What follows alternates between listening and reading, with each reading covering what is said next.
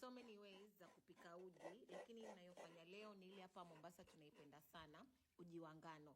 Tuja tui lako nzito eka kando, weka matusa yako kwa moto. Matusa ni yale maji membamba wenye huwa inabakia ukitoa tui. On the side koroga unga wako wa umi na maji to make a paste ambayo utaiongeza pale polepole ukikoroga, na make sure every time unakoroga unaendelea kuinua ikitiririka hivyo. And then weka iliki, weka sukari.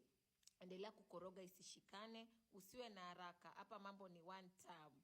Alafu uko kando I had soaked unga wangu wa ngano, that's yenye nitaimix hapo. Endelea pia kukoroga kuleta ile uzito, lakini tukitaka ile uzito zaidi tutaongeza ile tui yetu ya kwanza ambayo tulikuwa tumeka kando. Iache ichemke for some time, usikuwe na haraka tena, and then serve it ikiwa moto.